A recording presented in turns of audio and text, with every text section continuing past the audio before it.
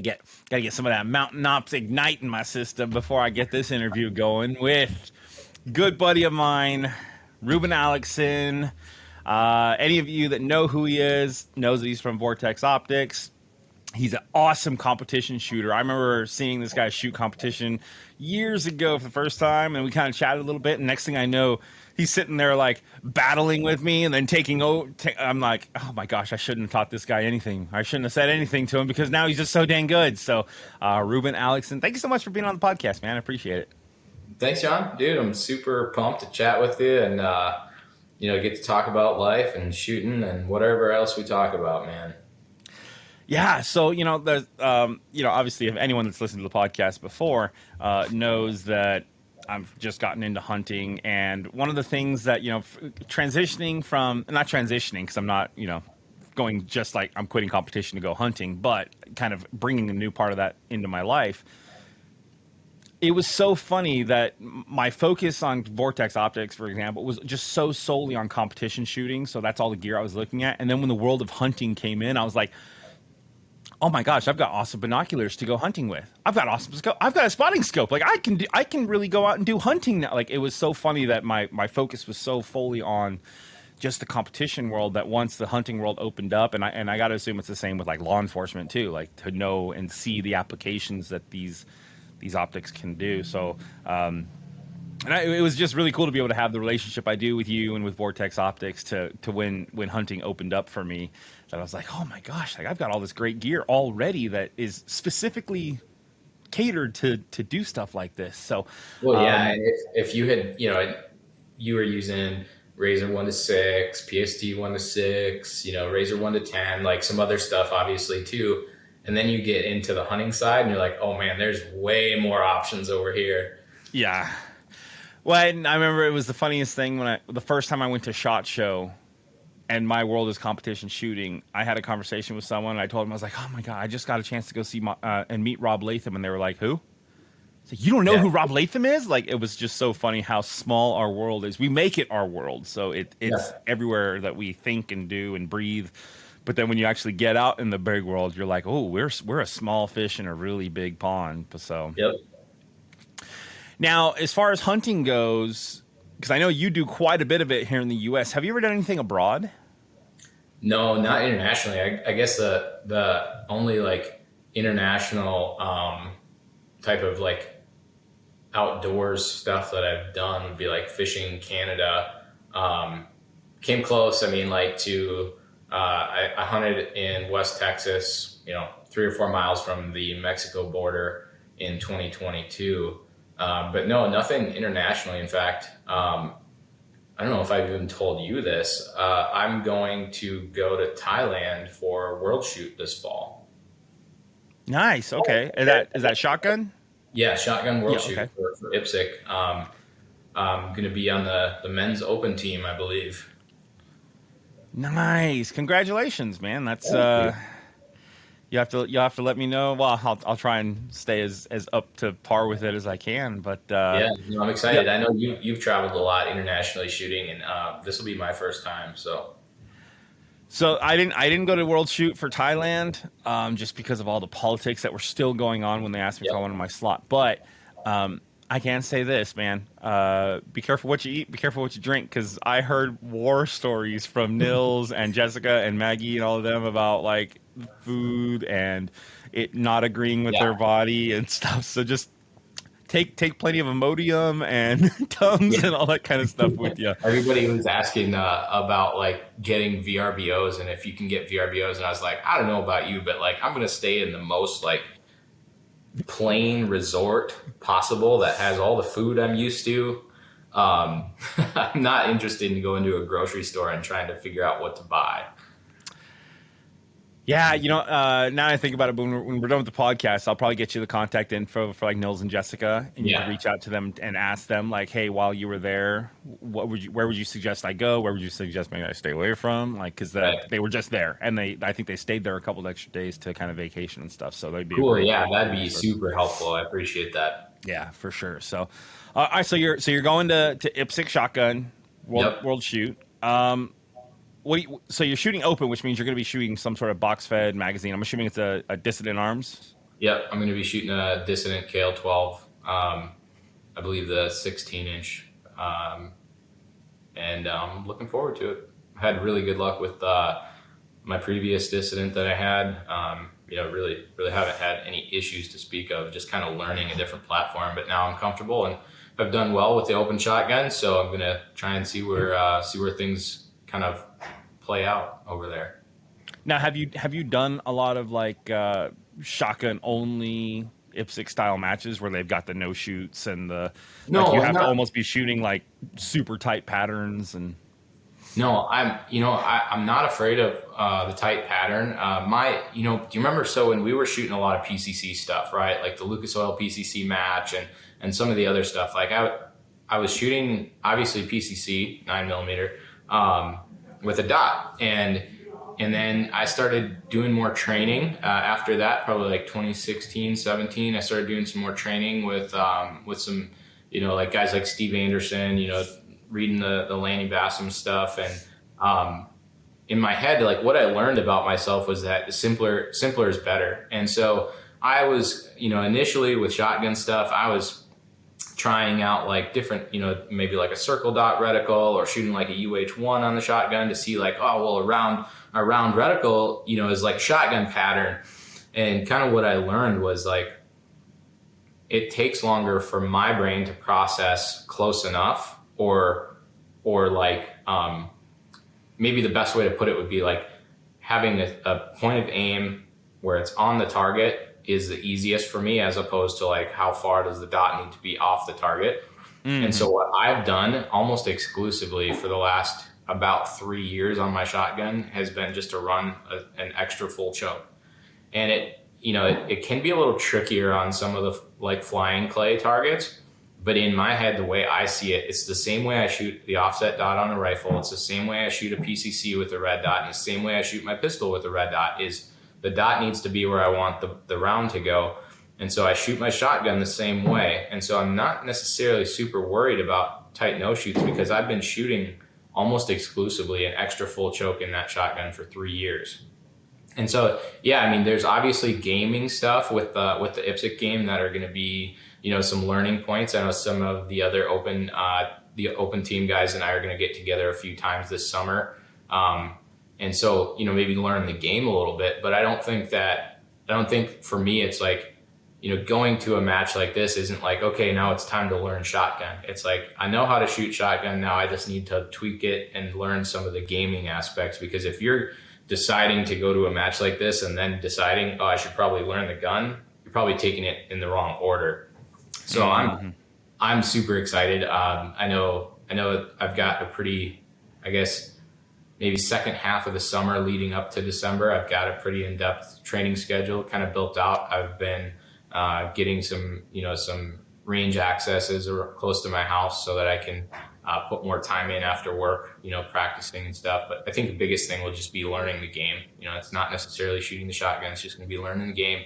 Learning those 10-round mags, and how the scoring system works, the different start positions, stuff like that.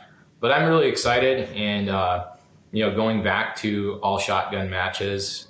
I was born and raised in Minnesota, and we have a pretty rich culture, rich heritage of waterfowl hunting, upland game hunting, pheasants, ducks, geese, stuff like that. And so I've shot a lot of just shotgun matches years ago, more so than now. We used to have a thing called the Nordic Tactical Shotgun Championship. I remember that. Yeah. Match, we'd get the Noveski team would show up, Jesse Tischhauser would show up, people like that. And so, I would shoot the one in Minnesota. And then there was a couple, one down, I want to say in Missouri, and then one at Pikes Peak gun range in Colorado. And so I've shot those, and I really enjoyed shotgun only matches. I think it is kind of one of the things where maybe now in 3-gun we're hearing more about 2-gun because people don't want to learn a shotgun. But like for me, it's like shotgun has always been one of my favorite parts of the sport. And so, it's not a foreign concept to me. I've done it enough, and I like the shooting a shotgun. I think maybe my additional bulk on my body lends me to controlling recoil a little bit better. So, you've got to play to your strengths. I'm excited. It's going to be a learning experience, but it's going to be a good one. Now, do you know, because like in the IPSC world for pistol, like your make ready is a load the gun and go. There is no, you can't take a sight picture, you can't do a dry fire, even with a red dot. Like you can't aim the dot at a target, you have to aim it at the ground. Is shotgun the same way, where it's pretty much once you say make ready, like only thing you can do is check to make sure your dot's on, and then after that you have to load the magazine. Right, like a dry fire is a warning, and then every time you dry fire after that becomes a procedural. Sure. In USP or in IPSC for a handgun. So do you know? Those are the parts of the game that I'm going to work really closely with Scott Green and Mike and Lan on. Just some of the other guys I'll be shooting with to learn that. I'm not entirely even sure about that make ready process, but again, that'll be the things that I need to focus on this year is learning those differences in the game because I'm comfortable shooting the gun. I just need to learn all of the rules and stuff like that. Yeah, see, so for me, when I was the first time I was going to World Shoot in France, I made it a point that for like 6 months prior to going, every make ready that I did was an IPSC make ready, which is just since I was shooting a single stack, it was make ready, grab the gun, insert the mag, rack it, put it back, and then let's go. Like there was no 2 minute long grandmaster make ready. I'm gonna cock the hammer and do 4 dry fires and stuff. Like I didn't do any of that, and it was funny because like when I was going through that, I would see other people that I knew were going to World Shoot come to matches, and they would say like I'm gonna practice for IPSC, I'm gonna practice, and then they'd say make ready, and they draw their gun, they point it at a target, they'd rack the slide, they do a dry fire, and I'm like, that's a warning, and they'd be like, what? I'm like, that was a warning. You said you wanted to train for IPSC, so let's do it. And I actually found that I do the IPSC make ready even to this day, because like I can't tell you how many times like in the moment, at a major match or whatever, I'd say make ready, and I would go and I'd rack the gun and I'd bring the gun up to a target, and I would like flinch on the trigger pull. And right then and there was like your anxiety level skyrockets because you just did something. You're like, oh my God, no, I got to fix that. And you're like, well, you're on the firing line. You're about to go. You ain't fixing it in the next 30 seconds. Like that's a mental thing, or that was something that was supposed to be done months ago. So for me, whenever I do my make readies now, it's just like, look, I'm already amped up. I'm already ready to get the stage going. Why do I want to keep amping myself up by, adding more time before I can get started? For me mentally, not saying that it's not right for everybody to take their time and do their make readies. But for me, I actually just found that I was like, you know what? I'm either ready to shoot the stage or I'm not. And if I'm not, then I need to step off the firing line and say, hey, I'm not ready. Can you put me down a few times, or whatever? Or I should have been ready at this point. So it's funny that.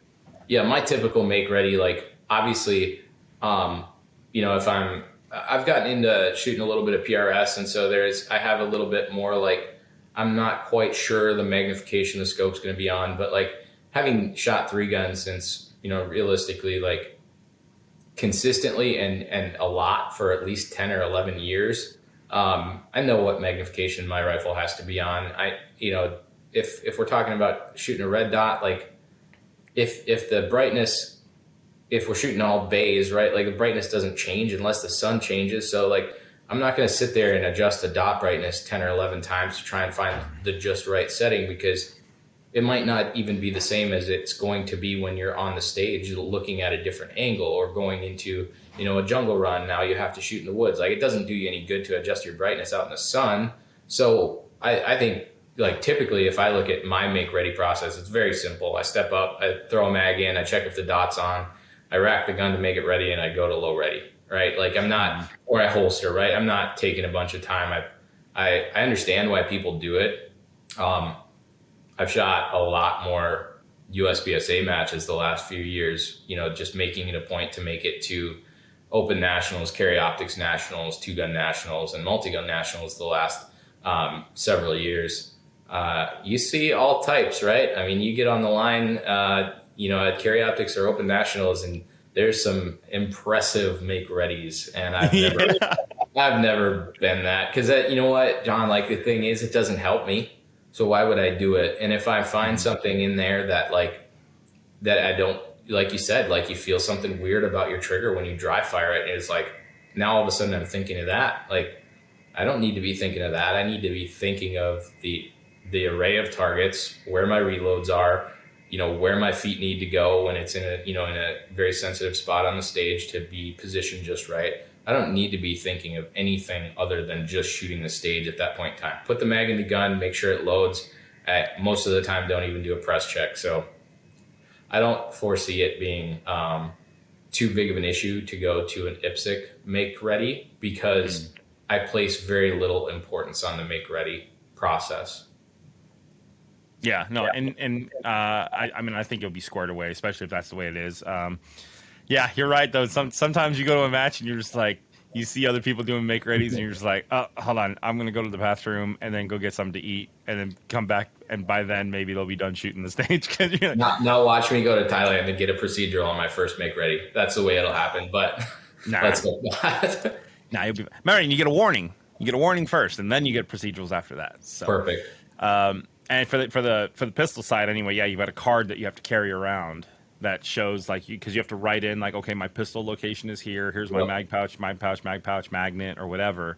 And then every stage, the ROs take your card and they inspect your belt to make sure you haven't changed anything. Right. And then they have to sign off on it. And that card is actually where they would put, okay, so like on stage 2, you got a warning. So they tag that you've got a warning. So now when the RO at stage 4 sees you do something and they look and they go, oh, he was already given a warning. So now it's a procedural. And they start adding them in that way. So, it was funny. The first time I shot IPSC, man, I hated it because it was so difficult. It was so much more difficult than USPSA matches were. And then the more and more I practiced and trained and worked on my proficiency and my consistency and my confidence, because that was the biggest thing that was lacking for me in the pistol world was, I'd look at targets and still be afraid of them. Like, oh my gosh, that's a tuxedo target at 20 yards. That's a hard shot. Like, well, you've already lost the battle. Like, you're scared of that target already, kind of thing. So once I worked on my confidence, every time I'd start going to IPSC matches, I was like, man, this is fun. Like, this is so much more fun, because it was like, I've been working my ass off to develop my skill, and now I'm going to these matches where the skills are truly being tested at almost the edge of what most people are comfortable with. I'm going to the same stages being like, no, I've practiced that target a ton. I practiced that target. I'm good. Like no fear and kind of things. So I think that's the biggest thing I could say as far as transitioning into the IPSC world, which it sounds like you're already doing, because we've read a lot of the same books and we talked to a lot of the same people. So the mindsets and stuff is that like, you already know what I'm talking about with the confidence of being able to say, this is how I make that shot. I know how to make that shot. I've made that shot before, so how to do it. So, no, man, I'm excited for you. I think you're going to go over there and kill it. So who else is on the team with you then for Open? Do you know? I won't make their announcement for them. Okay. Just because it hasn't been, a lot of people aren't publicly announcing yet. And I don't know necessarily, but 3 other very good open shooters. And I'm really excited to be on the team with them. So now, do you know what other divisions are being recognized? Because I've never shot IPSC shotgun. So obviously there's open, and then there's what is there like limited and modify, or what are the divisions? So within IPSC you have standard, which would be kind of like what we would consider like a TAC ops shotgun. Okay, so like a standard like Benelli M2 or something like that. Yep.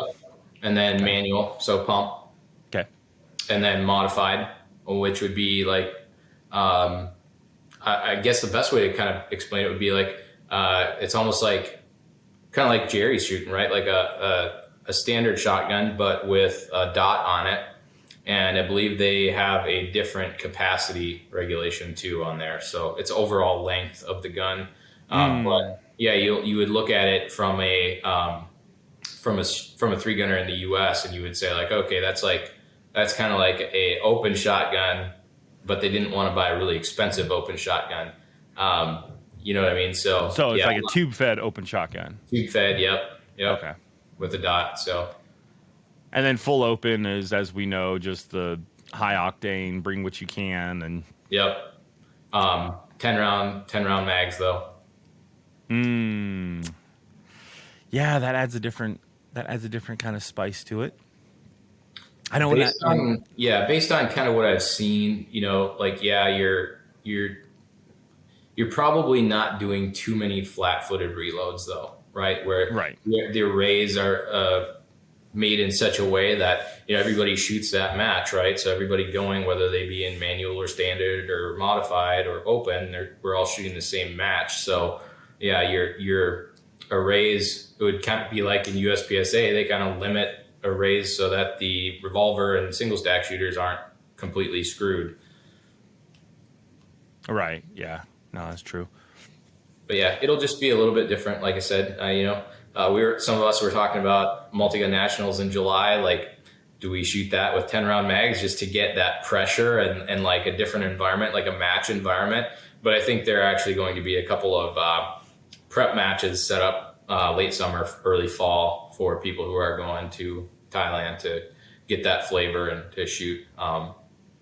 So it'll be a learning experience. I'm looking forward to it because, if I'm being honest with myself, shotgun's probably my strongest part of my game. Not saying that compared to other people, it's a strong part of the game. But for me, that's the gun that I'm the most confident in and the most, if we're at a 3-gun match and there's an all shotgun stage, it's probably one that I'm most comfortable in. And like we just shot Texas, and I think, John Waddell obviously crushed it and on that all shotgun stage, but I think I was a close second. So yeah, it's funny because I kind of agree with most people that say the shotgun's kind of a dumb gun. Nowadays, not so much, but before when I first got into 3-gun, it was kind of considered a dumb gun because like we were basically asking this gun to do something that it was never designed to do, which is to shoot 38 rounds in under 20 seconds, right? Right. And run flawlessly and load and all that kind of stuff. So not recoil too much and yeah, exactly. Like the gun was literally it was designed to blow birds out of the sky 3 at a time and then blow hinges off of doors. That's it. And then you're supposed to go to your real gun, right? So nowadays the shotguns have gotten a lot better because so much more was demanded of them. I think a lot of the manufacturers were like, "Well, man, like if these guys want to run them in competition, like we got to beef things up. We got to work a little bit more on R&D and stuff like that." So I do think that shotguns have seen a huge improvement, especially in the box fed world for sure. But for the longest time, I was like, God, the shotgun is so stupid. Why do I shoot it so well?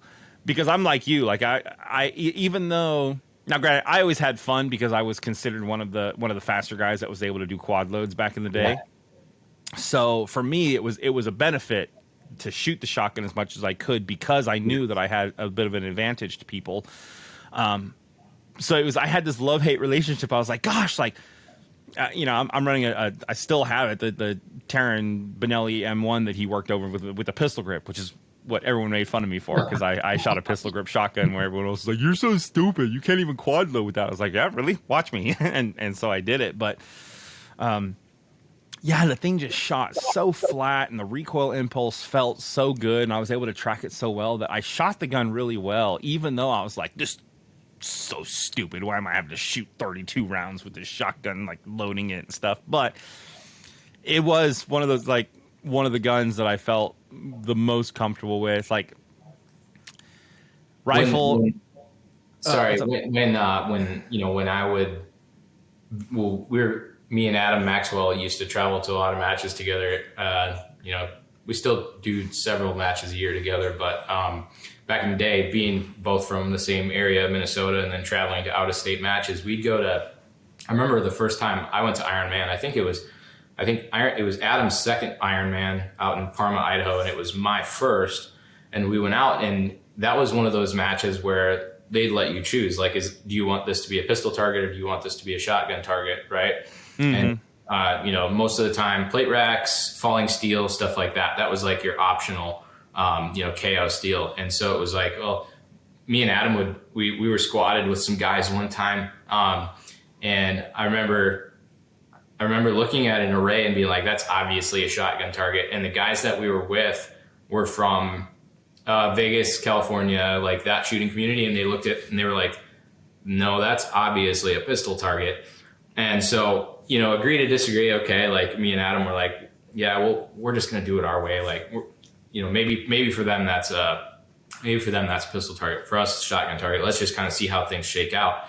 And really what it boiled down to is like, we shot and they were like, oh yeah, that's obviously a shotgun target. And then they shot and we were like, oh, okay, I can see why for them it was a pistol target, because they were playing to their strengths. And ultimately what it boiled down to was like, your split times on the shotgun in most cases on like farther, smaller KO steel were faster, but you had to keep the gun full. And so it was like, okay, I'm throwing, 24 at a time into the pistol, and I'm throwing 4 at a time into the shotgun. And that is one of the things I like about shooting open, though, is being able to throw 20 at a time into the shotgun, because it takes some of those decisions and makes like, specifically, like we were down at Superstition this spring, and there was definitely some arrays that if you were shooting a tube-fed division with your shotgun, it was definitely a pistol target. And if you were shooting an open shotgun, it was definitely a shotgun target. But it allows you to play to your strengths and play to your equipment, which is one of those things about 3-gun that I do still really like, is there's enough flexibility in it where you as a shooter might have a totally different skill set from the next guy, but you can play to your strengths and make up some of those gaps. Yeah, and you know what? Like I'm going to be perfectly honest here. I miss 3-Gun Nation. Not necessarily the organization, the way it was ran, but the way the stages were built and the rule set was made. Like that was probably one of the funnest setups of just being like, it was like, here's your stage. If a target is within this distance, you can't shoot it. Not because I'm setting a rule; it's because it's a safety issue and you're going to get DQ'd for it. So go have fun. If you have to load your shotgun. If you want to run right past your shotgun and keep shooting your pistol, then go for it. But you have to load it. It was like that thing of like, you've got the option. The make ready has to be done the same for everyone, but how you shoot the stage is entirely up to you.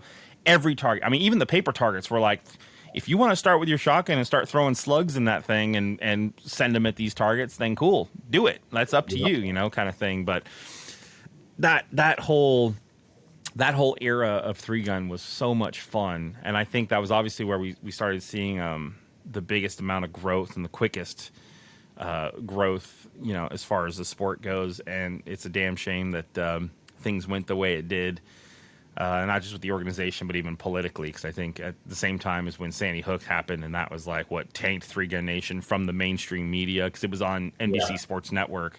They dropped him the very next day, and but those matches were fun. I mean, I missed them. Race. Yeah. So now, Multigun Nationals is coming up, which is going to be it's not going to be my return, because technically I'm shooting the Zombie in the Heartlands match here in Grand Island in a couple weeks. So I am making a return to 3-gun. So for those of you that have been wondering when it's happening, it's now. And probably no one cares, but John. as far as the 3-gun stuff goes, do you feel like how do you feel the world of 3-gun is sitting health wise right now? Because we've seen the peak, which is I think 3-Gun Nation days. Now where do you see because I haven't been in the world, so I don't really know how. Like I'm actually like I've had to text you before being like, so, like, what are the good matches to go to now? I don't know anymore, because, like, when I was doing it, there were 3-Gun Nation matches, and they were the big, like, I don't know, what is it, like the Big Ten, or the big, like, it was like Superstition, there was Multigun Nationals, there was Blue Ridge, and MGM Ironman, and now I'm just kind of like, I've been out of it for so long, I'm like, I don't know what matches are good or not, or what. So, how do you see the health of 3-Gun right now being? Yeah, that's a good question. I mean, I think, one of the things that 3-Gun Nation had was like, there's always like a lot of publicity. I think one of the cool things about 3-Gun Nation was shooters could always like log in and see where they were ranked against other shooters, shooting, similar stages or the same stages across the country, like classifier system. I think that, that was really cool. And like, it attracted a lot of attention from sponsors, that were looking to, kind of jump on board, or maybe even companies that were just looking to support the shooting sports at another level. Right now, there's a handful of really good matches. And what I've noticed, I haven't shot as many matches as I did maybe 5-8 years ago. Yeah, maybe was shooting, 10 locals and 7 or 8 what you call like majors back then. Now I'm probably shooting 4 majors a year, sprinkling in some other, shooting sports too. I think the health or like maybe a pulse check on the sport is like when you go to a match now, and I've shot Superstition, Texas, and Multi-Gun Nationals is on the calendar. And then, maybe the turnout isn't as big as it once was. You're not seeing 350, 400 people showing up to some of the bigger events. What I will say is that the people that are there because they love it. Prize tables, there's several matches with really big prize tables, but you're not seeing as many, you're not seeing as many big matches with consistently really big prize tables. And so people know that. I mean, going to a match, like you're going to shoot because you love shooting and you love shooting with, your friends and the community. I mean, that's one of the things that's really nice is that the people are there. They're not for a prize table. And it's not to say that companies aren't generous. I think that some of the prize tables I've seen this year are fantastic, and last summer as well. So the prizes but it's just kind of a bonus, right? It's like you're going, the quality of the stages, especially at just got back from Texas, so it's at the front of my mind. Not that other matches aren't the same way, but Texas is at the front of my mind right now because we just got back, and so I think Texas 3-Gun this year was probably one of the best matches I've ever shot, and all the ROs were friendly. All the staff was friendly. The meals were great. The organization and the communication ahead of time was as good or better than anything we've ever seen at a match. And again, the stages were just so well thought out, to the point where, Aaron and Garrison, Jeremy Moore, they do a fantastic job. They've run so many matches over the years that, I was talking to Jeremy Moore after the match and he's like, what'd you think? And I was like, I thought while I was shooting, the fact that I never had to abandon a pistol was just happenstance. But now thinking about it, you probably thought that out ahead of time, right? If we don't abandon pistols, that means we don't have to have pistol abandonment boxes. We don't have to have people clearing pistols, which takes time. The stages, you could basically follow the shooter through most of the stages and reset as they were shooting. There's a lot of things that I think right now, like if I'm just saying the health of the sport, if you're basing it on the number of major matches and the number the number of people that attend, most people would look at it and say 3-Gun is in decline. But if we go, probably back 10 years ago or so, like there's not significantly fewer matches than there were then. Maybe the attendance is down a little bit, but man, I can tell you, like just from the matches I've been to, the people that are there because they want to shoot and they like being with people that are like-minded. So I'm having a ton of fun. I'm not going to come out and say like, there's 50,000 more people than there ever was, because that's not the case. But I also think that there's some really great matches happening, and the people that are shooting them are there because they want to. Well, I think you hit the nail on the head for a lot of us that have been in the sport for a while, which is that idea. Like prize tables have always been there, but like, at least at the top level that we're at, like we don't necessarily need the prize tables. That's nice to have. Not gonna lie. Okay, like walking away from a match with a gun that you're able to like either sell or whatever, and maybe gain some profit for, or not even profit, because in reality you're like, oh, good, I paid $2,000 to win a $400 pistol. Like help them cover some expenses. Yep. Yeah, the ROI was definitely like my investment dude would probably be looking at me like, hey, you're crazy. You're doing this all wrong, right? But I mean, the fact is, like, yeah, I almost felt like. One of the cool things about the IPSC World Shoot, that's the biggest pistol match in the world, and yet there's not a single prize given away, right? Like I loved the fact that like you went there for the experience. You went there to, like we said, like in reality, we always joke like, oh yeah, I'm a sponsored shooter, I'm a pro shooter. It's like, no, I'm a professional resetter that occasionally gets to shoot some things. Yeah. Right.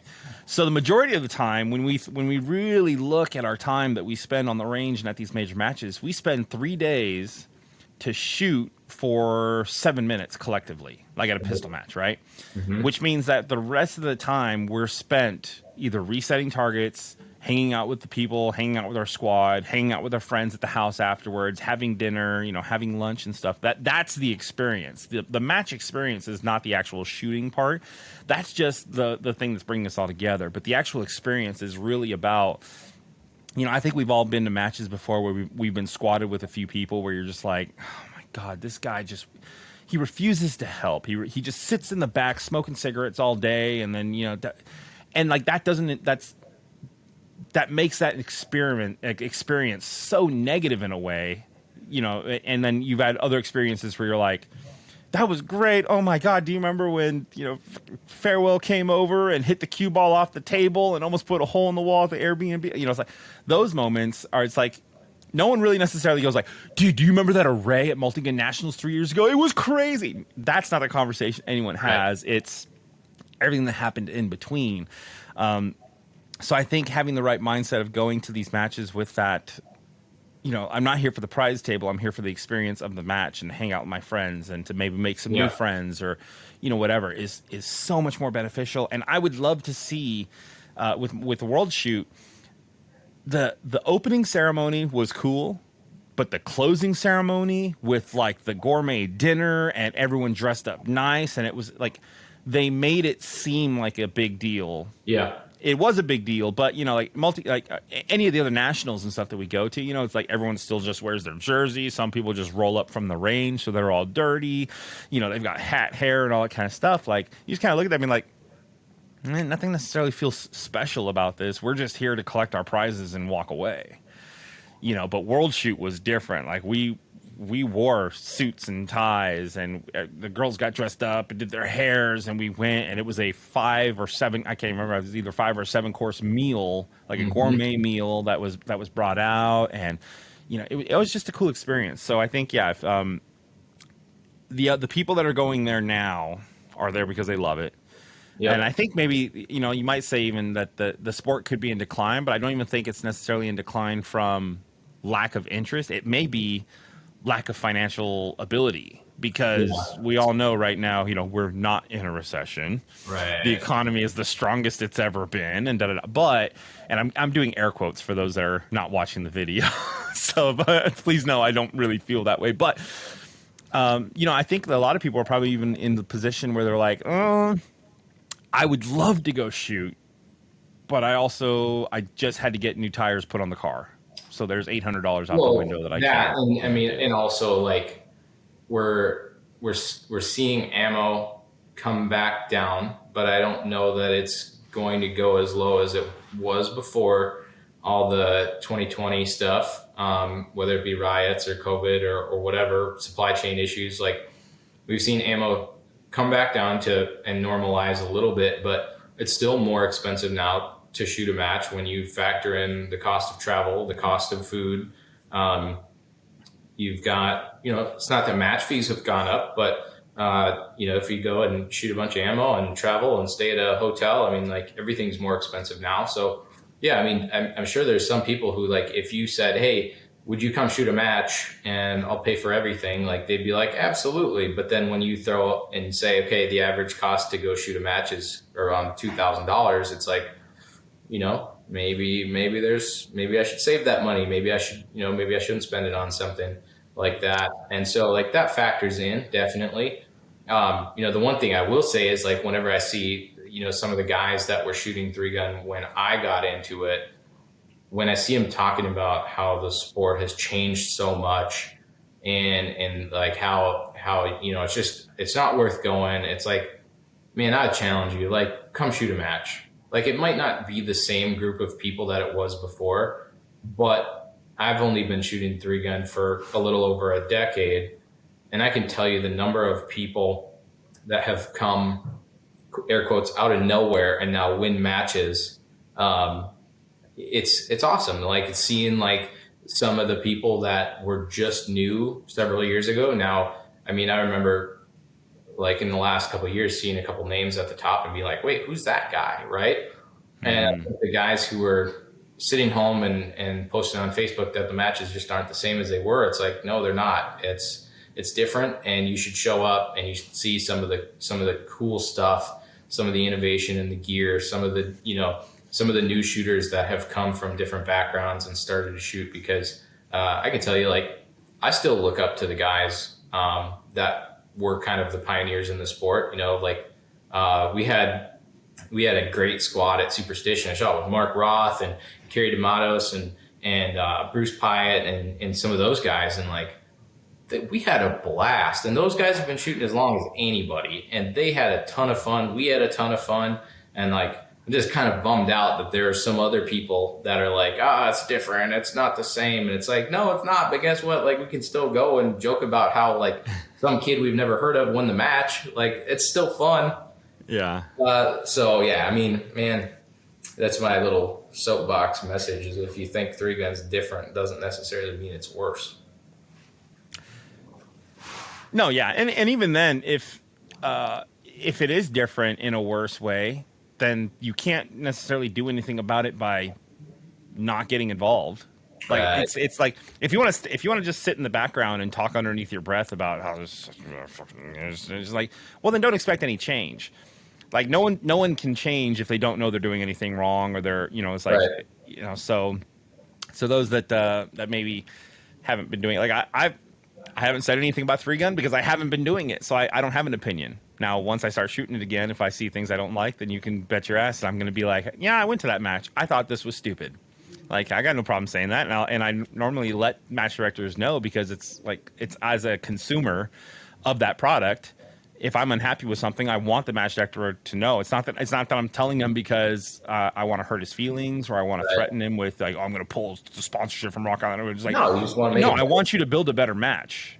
Yeah. And most of the time it's not even things that I'm exclusively complaining about. It might be something that like the squad as a whole is like, man, they got to do something about this. This was not planned out right. It's like to say, hey, just so you know, my squad at your match, we had a great time, but this situation arose, so just, bring it to your attention. Then that's how you expect. And now at that point, if you bring it to someone's attention and the next year you have the same issue, and then you say it again, and the next year, okay, fine. And clearly they just don't care about your opinion or whatever like that. Now you've got a reason to be a little upset because you brought your attention. But there's a lot of things too, where it's like, I've been a local match director. I was a match director at our local club for about 4 years. And I always, when I was building stages, like I had other guys there helping, because like I see it through the lens of the division that I shoot. And you have to be careful, where it's like, it could be something where,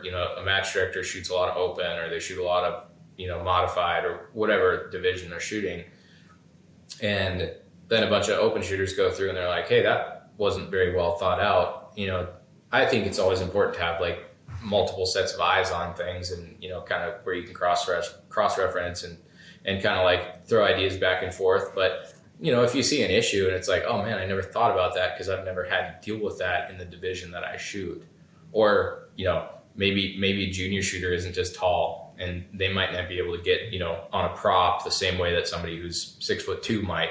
And so just having an open mind as a match director. But as a shooter, you can't just keep that feedback to yourself, because how are you expecting anything to change if you don't share the feedback? You just have to be careful about how you deliver the feedback. Deliver it in a way that's like, hey, like, I'm not sure if you thought of this, or hey, maybe here's something that our squad, kind of came up with, maybe, just a little piece of input. But like feedback, whether it be professionally, in your marriage, in your job, in a match, whatever, feedback is like the success of that feedback, like actually helping, is a lot on the delivery. And it's a lot how you present that information, right? It's not like, hey, I can't believe you did that. That was terrible. Like, don't ever do that again. Versus, hey, I was thinking about this. Here's my thoughts on it. And, I'm sure you've already thought of it, but hey, maybe, look at it through this lens next time. And that person, if you approach it right, they won't be defensive. They won't put their guard up. It's just, hey, cool. That's awesome. I'd never thought of that before.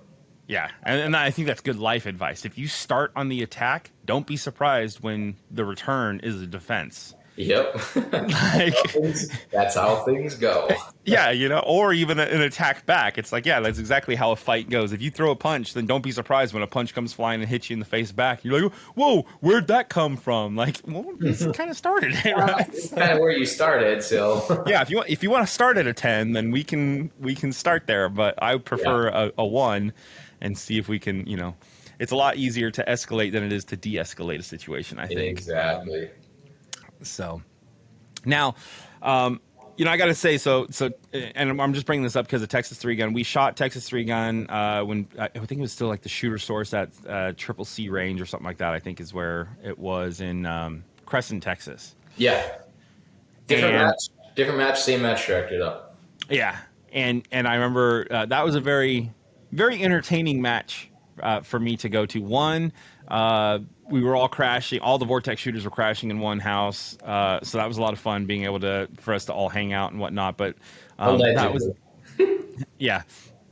But that was the year that Dustin Felix took my rental. So Dustin Felix drove his Hyperfire truck down, which was a Dodge. Yep. Down, right? And he rode with, I think it was Adam Maxwell and someone else, I can't remember who. And then the day I was supposed to leave, I was supposed to go visit I think it was a dealer or something like that I had in the area. He wanted me to come check out his facility and stuff. So I was like, yeah, sure, no problem. I'll get there. My flight's not until like 3 or something like that. So I got plenty of time. And I remember I woke up and I went over, got dressed, how everything's packed. And I went over to the desk that I had in the hallway that I put all my stuff on. And I'm like, where are my keys at? Where are my keys? Like, oh my gosh, like, did I pack them? So I had to unpack everything. I checked all my pants pockets and stuff like that.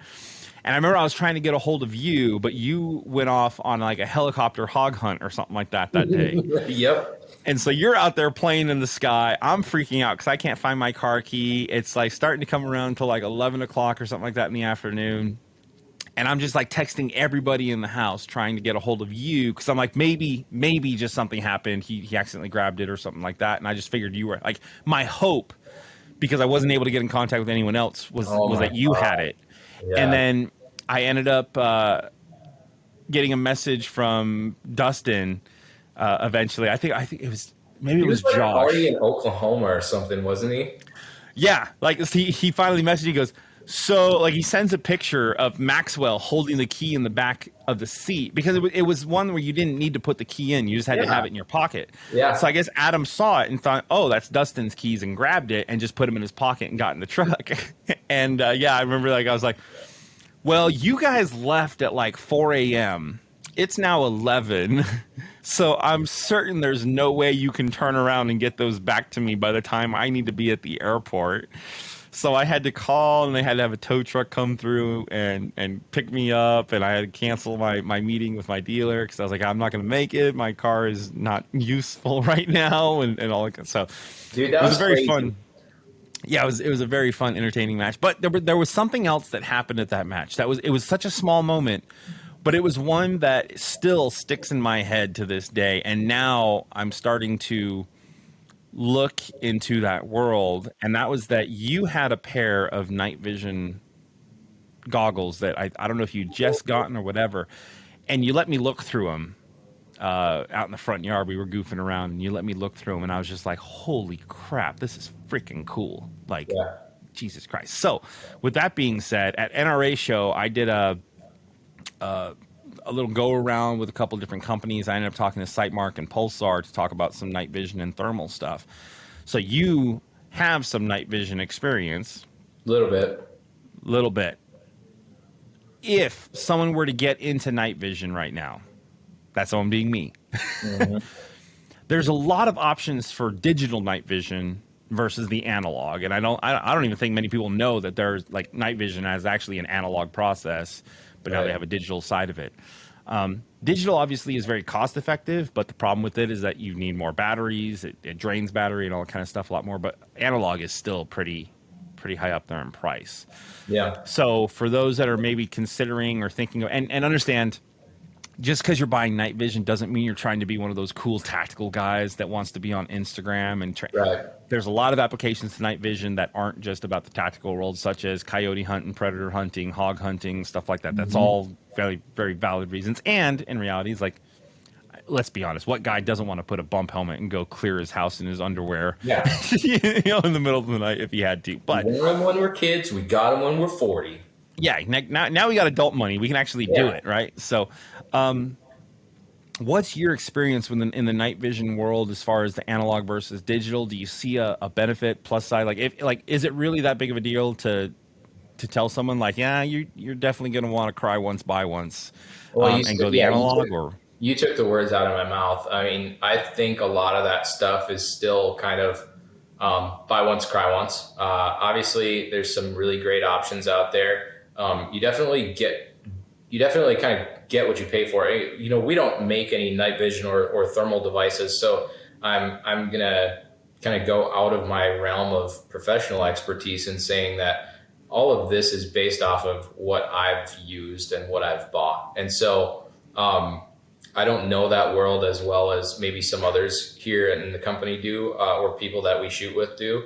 But in my use and my experience of night vision is like, if you're willing to spend a little bit more, you'll probably get a considerably better product. I have very limited experience with digital night vision. I've seen some stuff. I've seen some stuff from, I think, Psionics and maybe a couple of other brands like Sightmark or ATN. I haven't played with it a lot, so I don't really want to say too much about it. But yeah, I think typically, you know, like you're explaining, the analog, the tube, you know, the tube style night vision binoculars or binos are really, I think, still kind of the way to go from what I've seen. There's no lag, there's no delay while you're looking through them. And I feel like while they might not have some of the flashier features, I think the overall quality of the image while you're looking through them is still better on average, especially when you look at what I would want to use it for, you know, going out at night, shooting some steel targets, going out hog hunting, you know, maybe playing with some of the cool gear that we've got. And so for me, like that, you know, that PVS 14, whether it be a single tube or a dual tube or a 31, something like that would be where I'd go. But, you know, you are looking at more money. But I think what I learned when I started using it was like, if I've got nicer stuff, I'm going to use it way more. And so that's kind of where I would say it's like, if you've got something that just kind of allows you to get the job done, you definitely won't have the same experience as if you buy that product that'll really optimize, you know, performance while you're using it. Okay. Now, would you suggest someone go along the routes of getting like a binocular and then attaching it to a helmet or you know, getting the head straps or whatever, and then learning how to use like an IR laser system or something like that? Or would you suggest someone that's just getting into it, if their plan is to use it primarily for nighttime hunting and stuff like that, to just get something that's really more so going to be mounted to the firearm? From what I've done for like predator hunting and night shooting, I've found that for me, I like the helmet mounted night vision because I can look around and I don't have to point a gun at where I'm looking. That's one thing to think about, is if it's mounted to the gun, like wherever you want to look through, you're pointing a gun at. And that's kind of violates one of the main rules of firearm safety, is don't point a gun at anything unless you intend to destroy it. So for me, like, it's always been more like navigating, walking around, looking at stuff. I'm going to use helmet mounted night vision. I think thermal mounted, you know, there is a little bit of a delay with some of the thermal stuff. You know, some of the newer stuff has gotten a lot faster, and I'm not even privy to a lot of the you know, top tier tech stuff out there. But, you know, like there is a little bit of a lag in looking through thermal, whereas I don't see as much of that looking through night vision. So like, if I had to generalize, I would say thermal mounted to the gun, night vision mounted to a helmet. If you don't have a thermal on the gun and you still want to shoot, still do the helmet mounted night vision, but do an IR illuminator. to aim the gun. For all, for a lot of the distances you're going to use it at, it's not to say that you couldn't shoot farther and hit targets farther. I think on a safe, closed range, I've shot targets up to several hundred yards, and it's probably nothing compared to what some people have done with some of the more advanced stuff. But it's not to say that you can't do it, but just understand, like if I'm hunting, if I'm predator hunting at night, I still need to be able to determine if it's like somebody's stray dog or if it's a coyote. Like, I don't want to just see a hot spot out in the field through thermal and shoot. So a lot of times I think people get hung up on, like, how far can I look? How far can I shoot? Oh, if I have a an aiming laser on my rifle, I can only shoot out to a couple hundred yards. And it's like, hey, that's not always the worst thing, because the closer that target is, the more likely we're to get a positive ID on the target. And again, I don't want to be shooting the neighbor's dog that heard, my rabbit in distress call and wandered across the field to check it out. Like, I need to make sure that if I'm coyote hunting, I'm shooting a coyote, and anything behind it is not anything, that I don't want to point a gun at. Right. So, I think don't overthink it too much. Look at it. Don't look at night vision or thermal and buying it and being like, this has to be this be all end all setup for everything. I want to be able to shoot long range at night, and I want to be able to shoot inside of the close quarters at night. Like, no, if you're buying it, what are you using it for? And it's kind of like with a lot of optics or gear selection, don't look at something and be like, this has to do everything, because every product on the market in one way, shape, or form was designed for a specific purpose. When the people were designing that product, they either thought of it for this application, whether it be hunting, or this application, whether it be, more of a competition style, or, it's like a lot of people would probably look at the guns that we shoot and be like, wow, that's not very practical at all. And it's like, no, this gun was made for this thing that I'm doing today. It's not my carry gun, even though maybe it could have been, but it's not. And it's not, it's not the nightstand gun. This gun is made for shooting this thing that I'm doing today.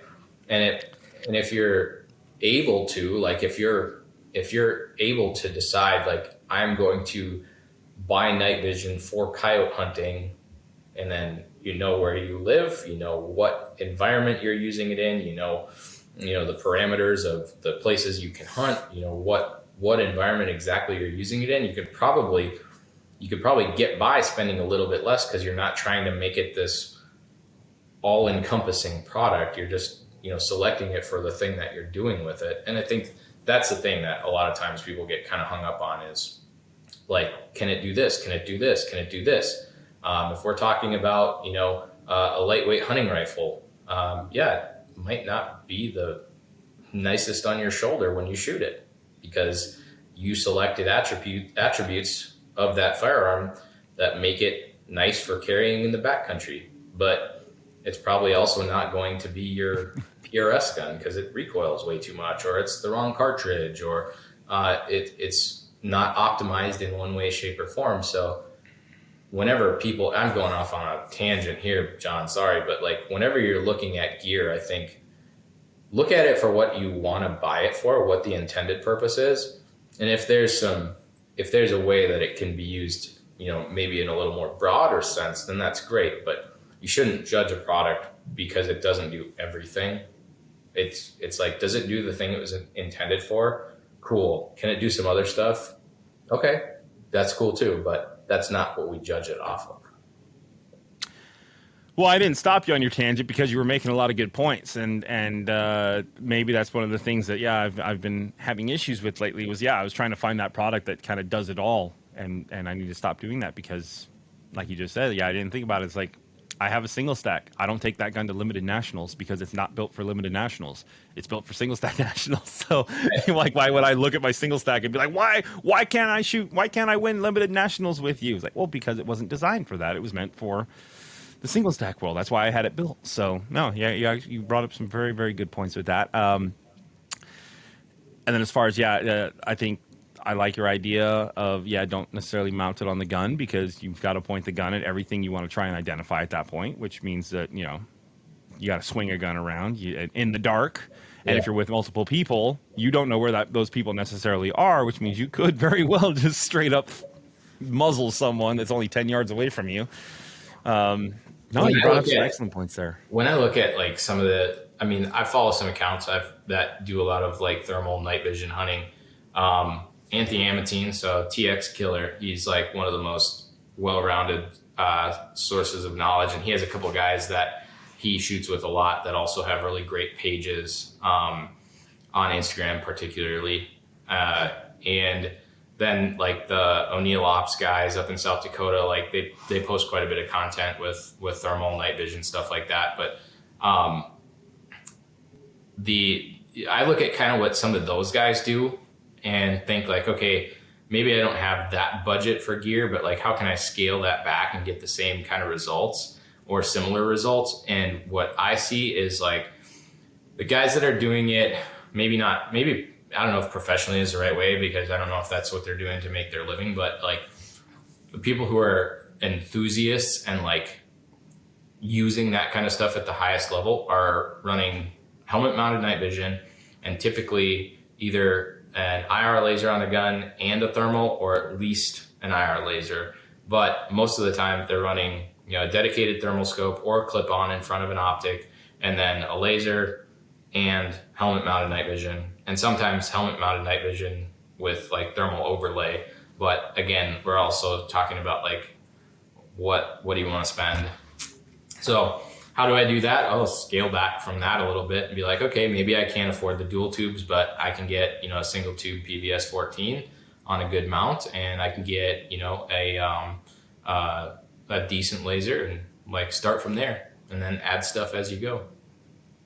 And from my understanding, night vision and thermal stuff, like it holds its value pretty well too. So it's really, it kind of seems like it takes a lot to get into the game, but once you're in it, yeah, you're there. And like I think from what I've seen on the consumer side, thermal is changing a lot faster than night vision. So like I definitely agree. Like night vision holds its value very well. Like even stuff over the course of 10 years or so, it's not devaluing that quickly. But thermal having a lot of electronic components and stuff. Like I've got a clip-on thermal that probably 6 years ago, it was probably an $8,000 unit, and now it's probably a $3,000 unit, because now stuff has recording, they have integrated rangefinders, you can change the reticle, you can Bluetooth. Like I was talking to a guy the other day that said like he can Bluetooth through his thermal so that people who aren't even out there hunting with him can watch what he's doing.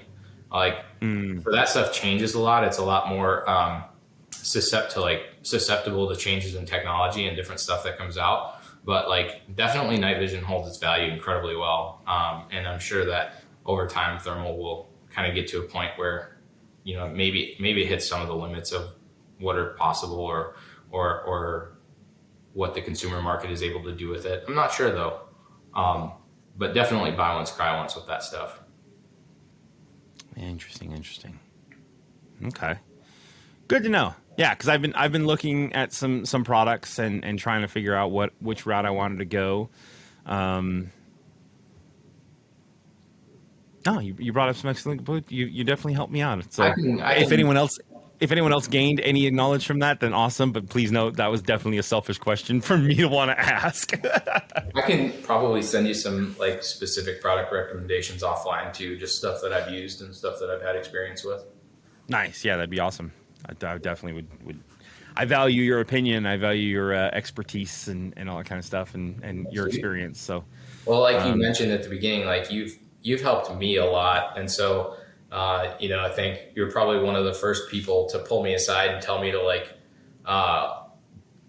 get out of my own head and like just shoot, because I think at points in time you're like, hey, you're really good at this, but you're preventing yourself from performing because you're in your own head. So I owe a lot of that to you. And like just on the shooting side, like you've always been a good friend, but also been like a really good like source of information on stage planning and breaking down a stage and stuff like that. So I'm just happy that I can actually do something back for you. Oh man, getting me all choked up here. I didn't realize it meant so much to you.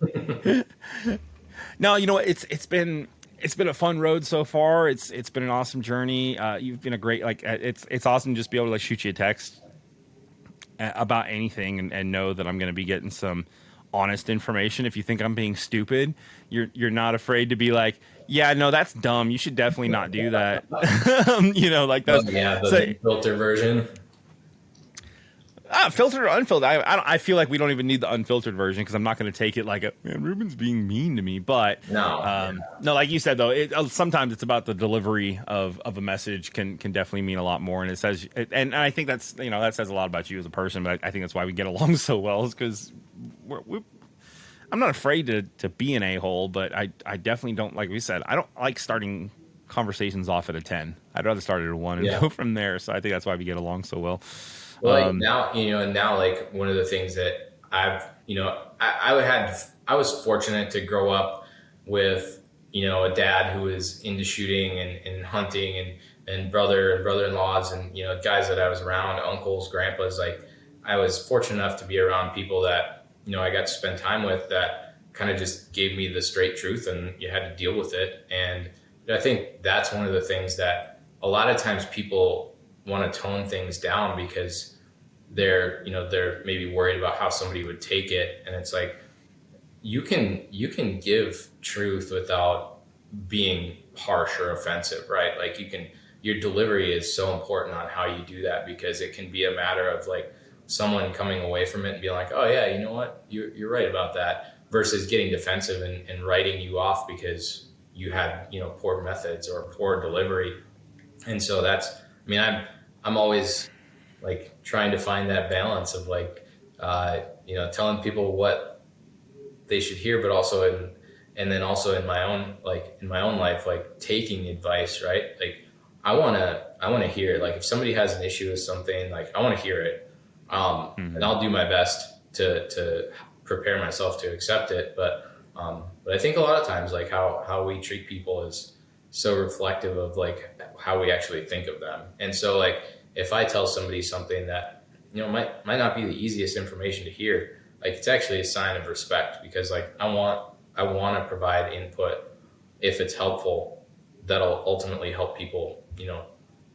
I don't know. I'm not why I would say it like that, but like if somebody knew something about you and they withheld it because they were afraid that you wouldn't be able to handle it, that's kind of like, no, like I can handle it, but like if you care about somebody, share the hard stuff with them. Yeah, and I think there's something about that mindset that you have to remember from the other side. It means that if it was very difficult for you to receive, you have to understand that the person saying it, then most times it was very difficult for them to deliver it. Yeah, exactly. Like no one wants to give you bad information or bad news. No one wants to give you negative feed, like from Right. that. But like the people that will do it, they will go through the uncomfortable event of telling you, knowing that it's going to be uncomfortable for you and not enjoying the fact that it's going to be uncomfortable for you. That makes them uncomfortable too. So always try and take that with a little bit of grain of salt too. Yeah, it's like if someone actually cares about you and they're giving you information you don't necessarily want to hear, trust me, they probably most necessarily didn't want to give it to you or be the one to have to give it to you, but they are. Yeah, and also like understand that like if somebody is telling you something that will, let's just say somebody's telling you something that'll make you better at being something, better at doing something, better at accomplishing a task. It's because they wanted you to be better. It's, if they didn't actually have the best intentions for you, they would just kind of leave you alone and let you, stay in your own circle. But if somebody's giving you advice, it's because they care about you and they want you to be better or be better at something. And that brings me to a quote that just because I've got my 3-year-old now, I've got a 15-year-old, and it was this quote that said, by the time you realize your parents were probably right, you have a kid telling you that you're probably wrong. Yeah. It's funny that our like my whole life, at least with my 15-year-old clearly, and then even with the 3-year-old obviously, but like it's always been this thing of like, look, I'm not telling you this because I'm mad at you. I'm not telling you this because I want to take away your fun. I'm making you do this because it's something you need to do. It's something that is important, schoolwork or whatever. But like, it's always just been like, I don't want to be mean. I don't want to ground you. I don't want to have to take things away. But there's a level of things that you messed up, so now you have to suffer some sort of consequence for it, and that's the life lesson here. It's not that you're grounded because you did this. The life lessons I need you to take is that you made a decision. Now there's a consequence to pay for it. So how, you constantly want to be trying to figure out what is the right decision to make, and make better decisions and stuff like that. But yeah, it's just funny that it's like, God, why can't it just be so easy to transfer that stuff to your kid? It's like when you yell at your child, like, no, don't touch the stove. You're not yelling at them because you hate them or you're angry with them. You're trying to protect them. But sometimes they just want to reach up and touch it anyway. And you're just like, well, what did we learn? Like it's not that some of those lessons. It's not that you have all the answers, but like maybe what we should be doing for our kids is like putting it all in a book and writing like cheat codes like on the front of the book and be like, here's how you avoid this dumb thing that I did. Here's how you avoid this thing that I did. And then it would be like, maybe again, circle back to messaging. There's a delivery, right? Like, hey, here's all the stuff that I wish I would have done differently. Here you go. And one of the wildest things too was the fact that like, I only figured it out once I had my first child, was the idea of like, me growing up, I always thought my parents knew the answers. I always thought they had it all figured out. Mm-hmm. But then I realized, like, no, even with the amount of raising that they did for me and how they did a great job of it, when I became a dad, I still had to figure a lot of stuff out on my own. Obviously, I had tips, tricks, pointers, but like to execute that and sometimes like, it doesn't matter how many things you write down. There's always going to be some experience that you're like, well, that wasn't in the book. What am I supposed to do now? Like, being in the EMS world for me, it's like you can run a diabetic call, and here's kind of what you want to look for, but no diabetic call was ever the same. Something was always, past health issues or current health issues could always change aspects of it and stuff. And I think it was funny that for kids, it's like, man, I thought my parents had it figured out the whole time, and they were just faking it the best they could to exude that confidence. You know what I mean? Because like as a child, like you can kind of like, if my parents are getting a little weirded out, that makes me even more anxious because I'm like, oh, dad looks pretty uncomfortable about this situation. He doesn't know what to do. Like, oh my gosh, what's going to happen to us? It just makes it worse. So as a parent, you kind of like, even though inside your brain you're screaming like, oh my God, what do I do? You still give off that air of confidence around your children because you don't want them, you don't want to feed into their anxiety or make them fear anything that, maybe is on your mind. But it's funny that, it's like, I guess just wish we could get those past lessons on without them having to learn them the hard way because things just be so much better. But yeah. Now there's one more thing I need to talk to you, and this is Vortex related, but obviously I've got a hat, I've got shirts, I'm wearing your shorts, I've even got socks on. When is Vortex going to come out with some underwear? Because that's what's lacking in my drawer now is some good underwear.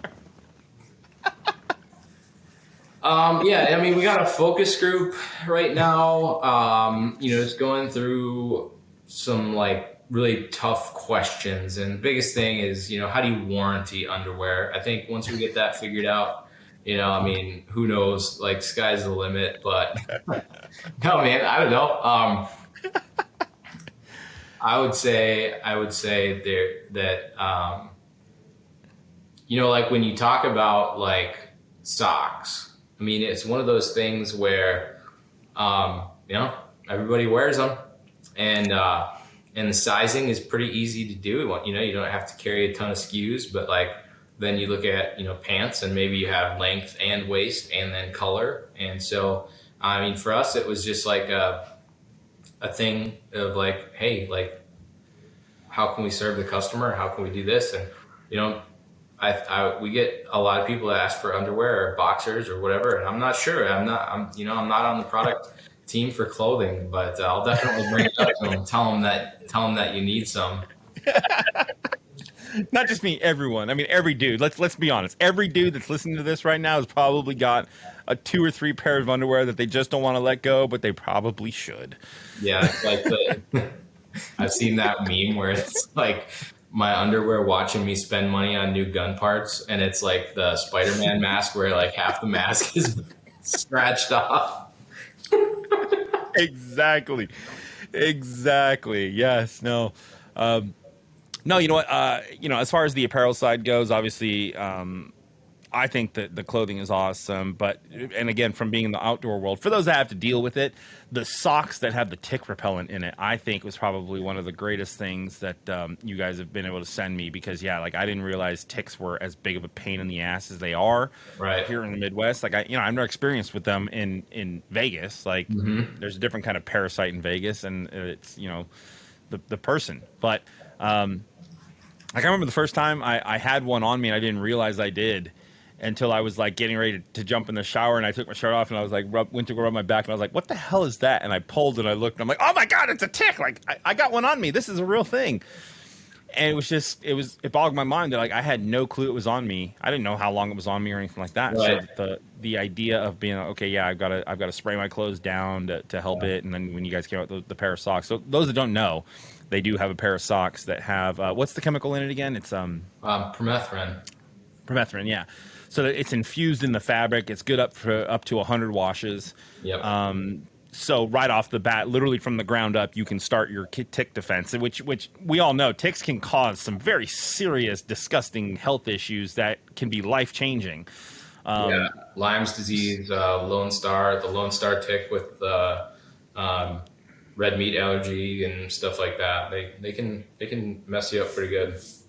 Yeah. So if you are living in an area that ticks are an issue, then you could definitely go check those out because I do wear them now every time I go out hunting when there's, obviously in the wintertime, late into deer season, I don't necessarily need them because all the ticks are dead.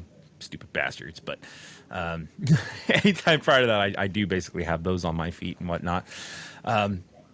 Now, last thing I want to talk about, which we've talked about before, and I wanted to see if anything has changed or if you've come up with any or found any other new products that you particularly like, because the big one that you talked to me about was dead air suppressors and how great of a product they are. So what I wanted to see was if you could only buy one, not one brand, but let's say one caliber of a suppressor. If someone was getting ready to get into the suppressor game, Sure. what would you suggest they buy for the first time? What would you suggest they buy for the first time, as far as a caliber goes? I think that the thing to know is that like there are some marginal returns, like when you get really specialized, like if you shoot a lot of 6.5 and you buy a 6.5, inner diameter suppressor, like you will probably gain a couple of decibels of sound reduction or noise reduction. This is from what I've seen. I'm not like a suppressor expert. I just get to use them a lot. I think for the most part, like a 30 caliber suppressor will cover most of what most people need to do. If you were, looking to suppress like a 450 Bushmaster or a 350 Legend or a 9mm, you may want to look at like some of the like 36 or 45 caliber, or 458 diameter suppressors. Just know that like if you're going to shoot like a 223 through a 458 diameter suppressor, you may lose a little bit of that suppression. But I think overall, most people can be pretty well served with a general use 30 caliber suppressor. They do really good, when you use them on like a 223 on like an AR, they still do a pretty good job. The nice part is that slightly being overboard, from what I've seen, kind of decreases your back pressure in some of the DI guns, like in the AR platform. So I think most of the time, a lot of people, if you're looking to be like, I just want to buy one suppressor, look at something looking at like 300 Win Mag or 300 PRC rated as far as like pressure. That's probably where I would start. And then if you wanted to suppress a 9mm, look at something that can be used to suppress 9mm, but also like larger diameter. So if you wanted to put it on a 45 or a 450 Bushmaster or a 458 SOCOM, then like make that step. But I don't know. I've had a lot of really good luck with like the Omega 9K. I think it's called the Omega. don't quote me on this, but it was for a long time Silencer Co. Omega 9K, and like I've used that on a lot of different things, and it's been really good. And that's kind of a general purpose suppressor, but yeah, I think look at like a 30 caliber 300 Win Mag rated suppressor, and it'll probably do a lot of what you need to do.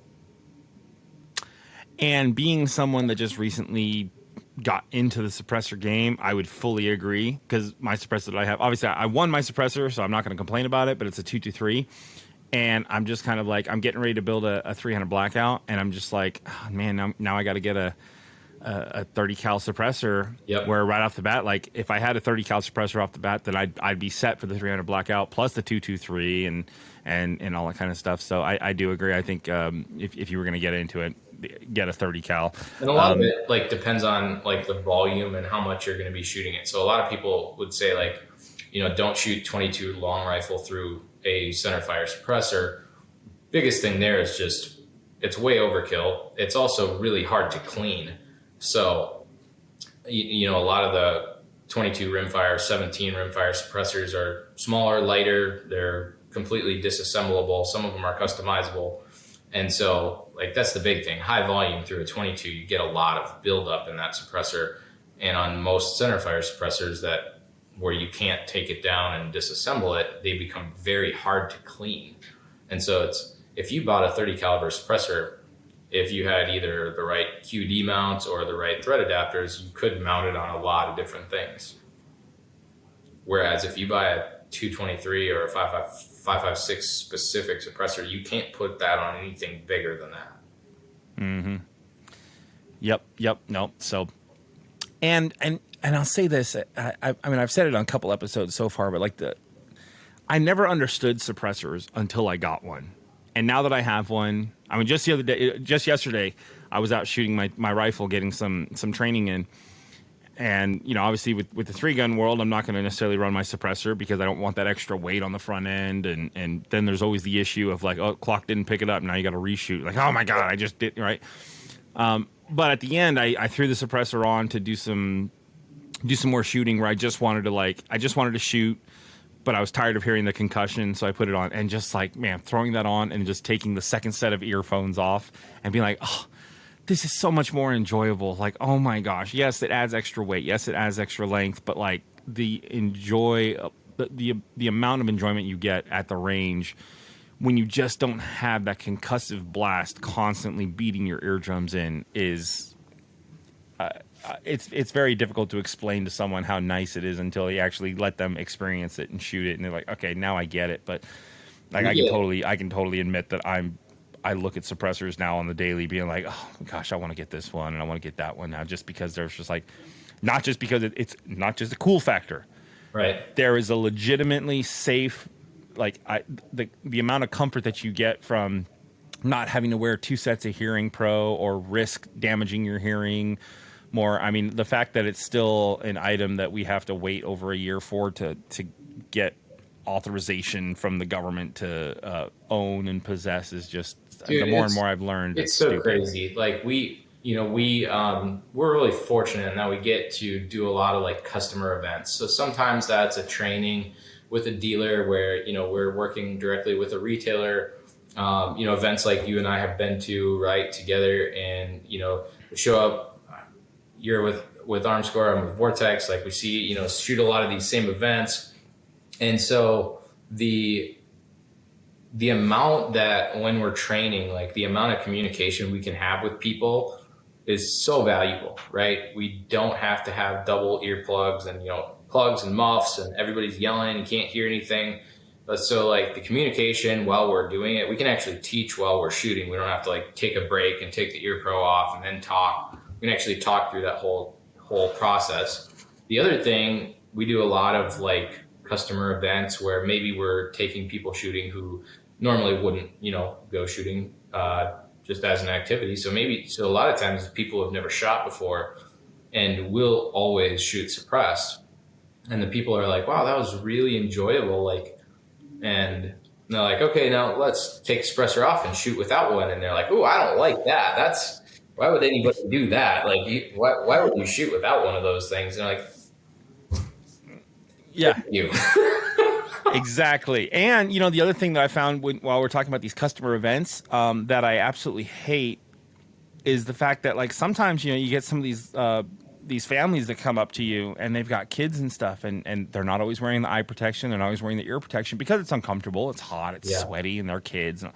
But, like, every now and then you see a kid that's got, like, they're maybe taking it off to say something to their dad right as you gave a rifle to another customer, and as soon as they send that round off, that kid has broken the seal and is trying to talk to their dad, and all of a sudden you see him drop down, and you're like, well, that's not going to feel good for the next hour or so for that child, because, like you said, he was trying to communicate with his dad about something, and he had to take his ear pro off, and now he had to, someone was shooting an unsuppressed 223 or whatever with a compensator, because we all love our compensators and the sonic blast those create.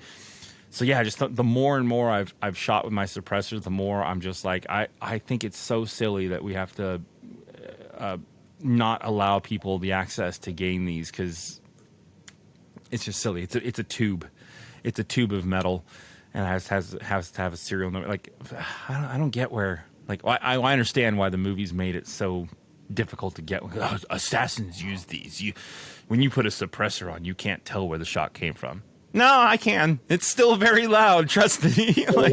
Yeah, it's still happening. Yeah, man. It's one of those things where it's like, it's just so common sense that, like, you would use one, and like, the thing that I would say is, like, if you're on the fence about getting one, like, and if you're able to, like, if you're fully able to purchase one, everything will go through. Do it. Like, get one. Don't wait around for it to change.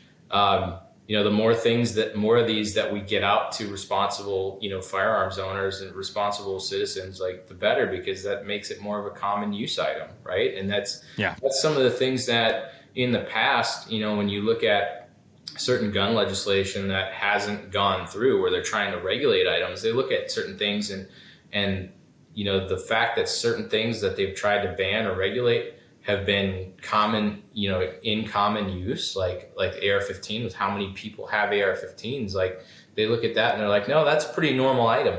Like, there's millions of people that have them. Like, let's do that with suppressors, right? Where it's like, you want to make it so that it's normalized, and it is. And like when we take people who never shoot guns and we take them to events and they shoot a gun with a suppressor on it, they're like, yeah, that should be normal. Like, you still have to wear earplugs, right? In a lot of cases with some of the bigger center fires, like, yeah, you still want to wear earplugs. Yep. It just takes away that big concussive explosion, like that blast of gas hitting you in the face. That's one of the most intimidating things for people who aren't used to shooting firearms.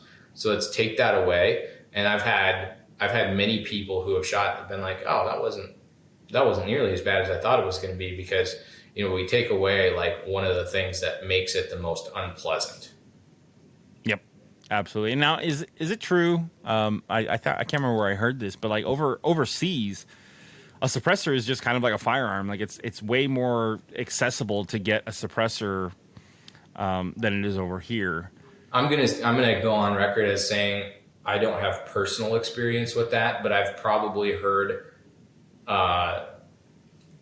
many hundreds of people tell a similar story where, whether it be in Europe or South Africa or, in other countries, a suppressor is, like, in many cases an over-the-counter item versus a firearm, which over there, some of the firearm stuff takes longer, gaining permits and stuff. But yeah, like, in my mind, like, hey, I've already done the appropriate paperwork to buy a firearm. Like, why am I waiting for this? Like, yeah, I can walk out of the gun store with a firearm the same day, but the accessory, I mean, imagine if it was like, oh, you'd like to buy an extra magazine? Okay, here's some paperwork. We'll let you know when you can come pick it up. And then you wait 9 months to go get an extra magazine. It's kind of how I see a suppressor being. It's like all it is another accessory that you can put on the firearm. Right. Weapon mounted light, here's your paperwork. It's like, oh my gosh, what are we doing here? This is so silly. It does not seem right.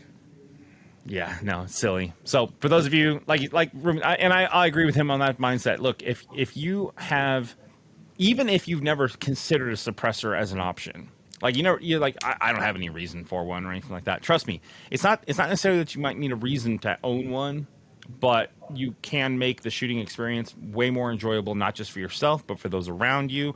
As he said, I agree too with children. A lot of the times, like when you're teaching them firearm safety and stuff like that, or teaching them how to shoot for the first time, the recoil is obviously, I think, the first thing that most kids are afraid of, and then the second thing is the sound. It is just a very loud, obnoxious sound. So you take one of those things away. Again, you can communicate with your child a whole lot easier because you don't have to have everyone wearing 4 different sets of hearing pro, and you don't have to be screaming at them or anything like that.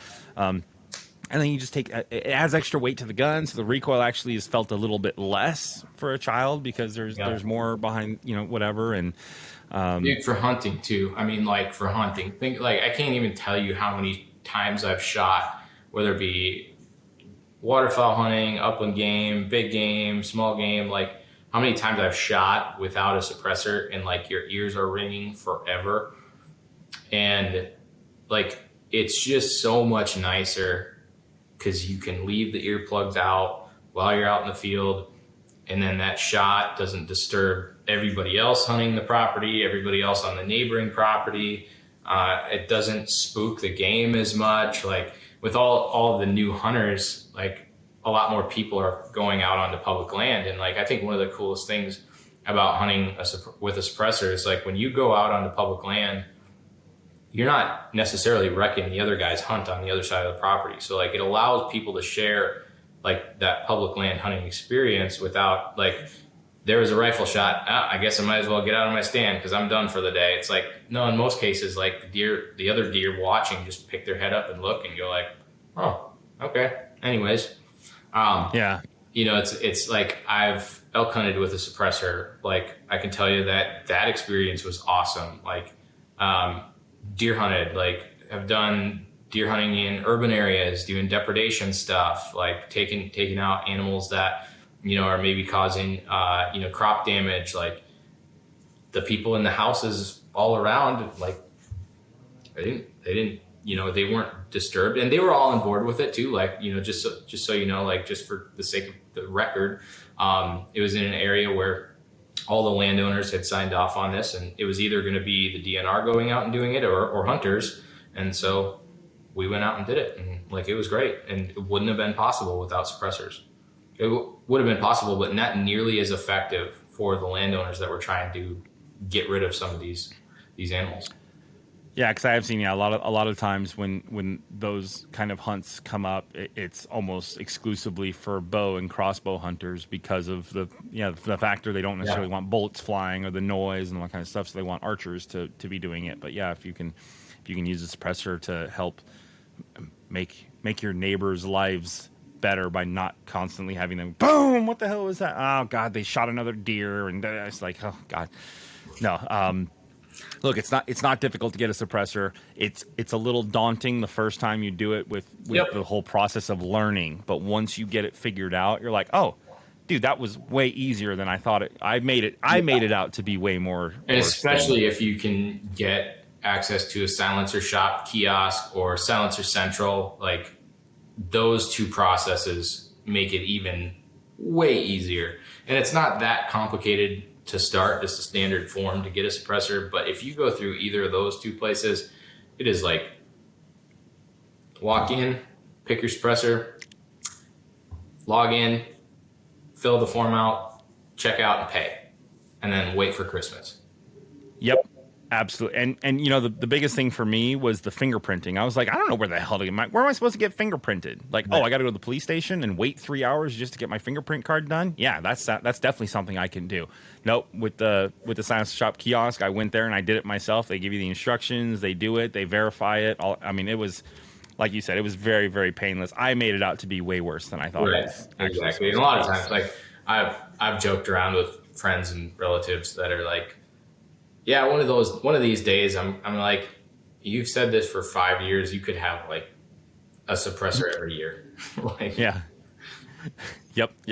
And I'll say this too, like even with the e-forms, like I know don't believe the 90-day approval because that's not true. But I have gotten my suppressors using the e-forms faster than people that are still waiting for the paper form that they submitted before the e-forms came out. So while it's still a joke of a wait time, it's not as big of a joke as the paper ones could have been. So get a suppressor. That's what Reuben and I are telling you. Get a suppressor. Just do it. Just do it. Okay? We're all going to be better people and better off when you have suppressors. So.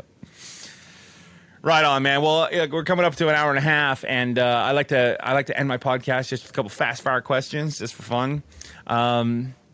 So, if you're good to go, let me ask you this: if you had to pick, would you pick pancakes or waffles? Waffles. Okay. Would you pick a big juicy burger or a steak? Steak. Okay. Would you rather cook on a barbecue or cook in a smoker? Ooh, that's a good one. Probably barbecue. Really? Sounds, man, I have so much fun with my smoker nowadays. I do too. Maybe it's just because that's all I've been doing lately is smoker. Maybe that could be it. I find a nice balance. I'll like smoke 2 things, and then I'll barbecue 3 or 4 things, and then I'll smoke another 2 things. And... yeah. All right. Would you rather have the ability to go fishing all year or hunt a third of the year? I mean, I kind of have that, like, you can fish pretty much year round in the Midwest, and then hunting is kind of about like that same time frame in the fall. I don't know. Like, if I look at it, like, I grew up. You can only pick one. You can only pick one. You can either go fishing all year or you can only do hunting. Which one would you pick? Fishing. Fishing? Really? Yeah. What's your favorite fish to catch so far? I go in like spurts, man. It's always different. It's like the last probably 5 years of probably fishing more on the Great Lakes, like Michigan, Lake Superior, for, salmon, lake trout, stuff like that. That's been kind of, I grew up fishing walleyes and panfish in the Midwest. And so moving to Wisconsin about 10 years ago and having like these inland seas where you can just go catch like giant trout and salmon has been awesome. So I'm kind of on that kick right now. Nice. Yeah, see, I'm still having a blast catching bass because I never caught big mouth bass up until I moved here to Missouri. So now that I'm like, oh my gosh, these fish are so much fun to catch. We actually blast, yeah. Yeah, we went out fishing with we took Nomi for the first time, tried to see if she could cast, and like her pole was giving her issues, so she couldn't even get the bait out there. But Kelly took her little princess, like pole from Walmart, threw it out, didn't like it, so she was reeling it in. And then as she was reeling it in, this big mouth bass caught on. She's like, "Oh my gosh, I got one!" So Nomi got to touch her first fish, and she was like, I want to pet a fish. And then as soon as she touched it, she was like, "It's snotty." That's not snot. It's just wet. But all right. And last one for you would be Disney or Universal for an amusement park. Which one would you go to? Never been to Disney. Been to Universal. It was a good time, so I'd probably say Universal. Hold on. You've never been to Disney? No. Not land or world ever? Never. Bro, and you got kids? I got kids, man. And you still haven't got it? All right, you're going to have to change that up. You got to go to Disney. Well, more importantly, you got to take the kids to go see Disney because... Yeah, so I'm going to say this. Everybody who goes to Disney is not a good PR person for going to Disney. They come back and they talk about how expensive the food was, and they talk about how long you wait in line, and they talk about how expensive the lodging was. So like, yeah, I mean, people need to do a better job of advertising for their Disney trips when they come back, and maybe I'll think about it. Well, I feel like that's just people just trying to brag about how much money they spent. But I'll say this. Kelly has gotten, she's done it for years, the Disney World experience.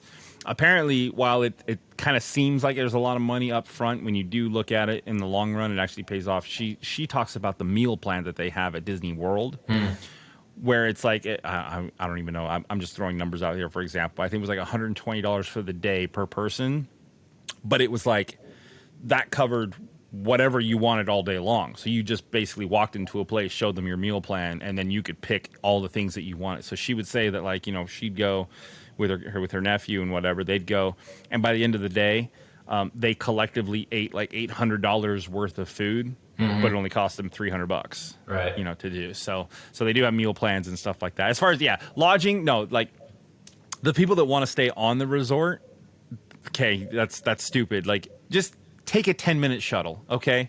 Right. Save yourself a couple of. I guarantee so maybe we'll have to talk and discuss how we can make your Disney adventure let's talk offline on that one. So. Right on, man. Well, at this point, I like to just kind of hand the microphone over and give you a chance to talk to whoever it is that you need to talk to. If you got sponsors you want to talk to or specific individuals you want to say thank you to or anything like that, then the floor is yours, my friend. No, thanks for having me on. It's great catching up and talking about some of the shooting stuff and talking about life. And I mean, it's always been fun hanging out with you on the range and getting to see you as a shooter progress and do different things and get into this career and that you're in now. And obviously with the podcast, it's going super well. So it's been fun to watch that. For me, like, I think the biggest thing is like, thank my family, thank, the job that I've got, like for providing me with the opportunity to be gone all the time and do this stuff. Like, my wife's an absolute saint, like putting up with me traveling and being gone for some of the things I do. And so obviously huge thanks to that. And yeah, I mean, I guess just like a huge thanks to all the people who support Vortex. I mean, that's very humbling, being in this role and getting to travel around the country and run into people who use our products and who support Vortex. So huge thanks to all of those folks. And then to all my friends that I shoot with and industry people I know, thanks for making great products and for being great people. Right on. Well, with that being said, again, that was Reuben Aleckson with Vortex Optics. But if you guys ever get a chance to see Reuben on the range or anything like that, don't be afraid to go up and say hi. Honestly, he's a very, very nice dude. He loves talking to people, loves sharing experiences, tips, techniques, I mean, all that kind of stuff. So it doesn't have to be just Vortex Optics exclusive. He's got a lot of stuff to say, but and a lot of good things to say about those things. But be sure to check him out. Advice. There we go. So with that being said, guys, thank you so much for tuning in on this podcast. This was Open Action with John McClain, brought to you by Armscor Ammunition, and I will catch you on the next episode. See you later.